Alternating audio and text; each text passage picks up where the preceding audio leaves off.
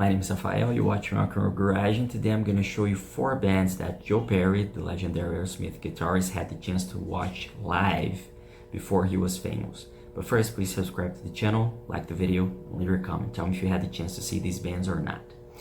Well, he was born in Lawrence, Massachusetts, but as you probably know, Aerosmith was formed in Boston, and they were based in Boston in the early days. So he had the chance to see many incredible groups, especially British bands, playing live in the late 60s, almost early 70s. And the first one that I'm gonna mention is The Who. I had the chance to see The Who almost on their prime, let's say, because it was in 1968.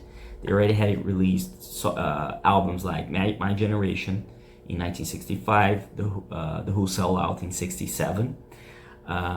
So they had these 2 really great albums out already, but they didn't have released this until then, Tommy and Who's Next and Quadrophenia.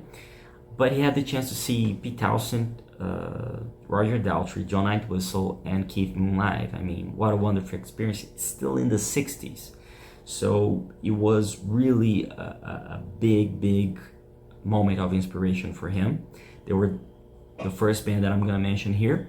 The second one is the Jeff Beck group. I mean, he became a really good friend of Jeff Beck, and he really praised the musician many times over the years.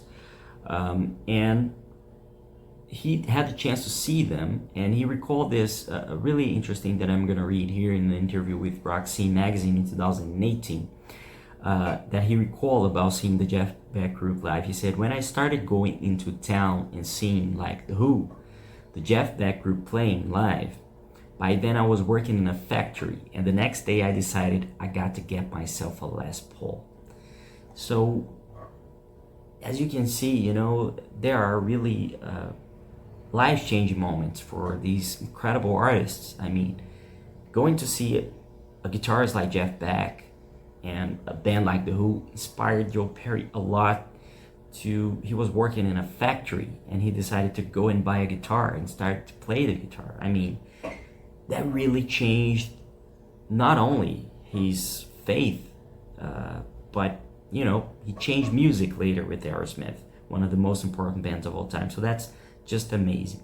The third one that I'm going to mention, it's a really important band for many guitarists who were influenced by that British scene from the 60s. It's John Mayall and the Bluesbreakers. However, Joe Perry had the chance to see this band when they already had Mick Taylor on guitar, who would later on become the Rolling Stones guitarist.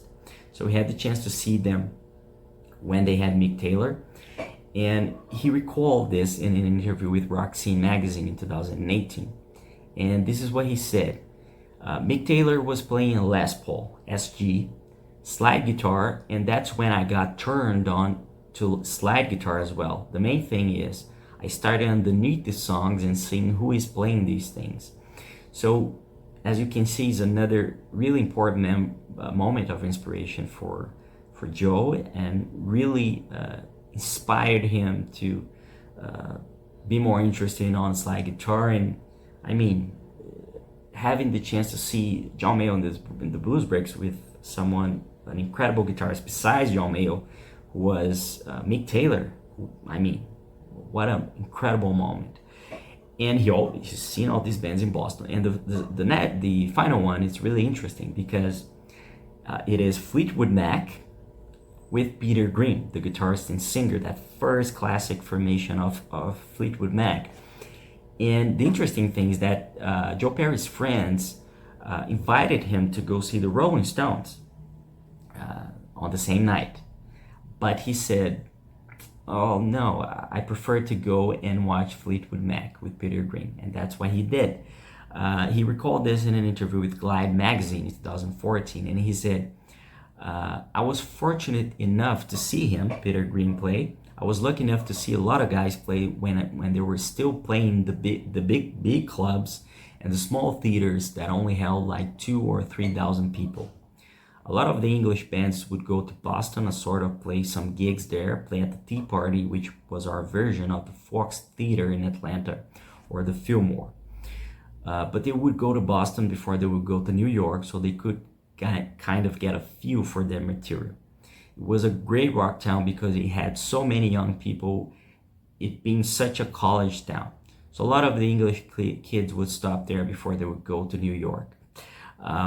And I mean, it's quite interesting because he later on covered a few Fleetwood Mac songs, even with Aerosmith.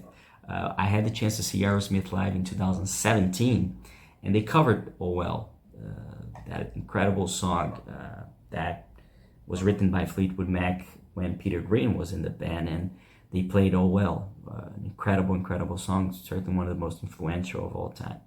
So it's a really interesting list. It's really cool to see how famous artists like Joe Perry had the chance also to he was one of us one day, and had the chance to see these incredible bands that inspired him, you know.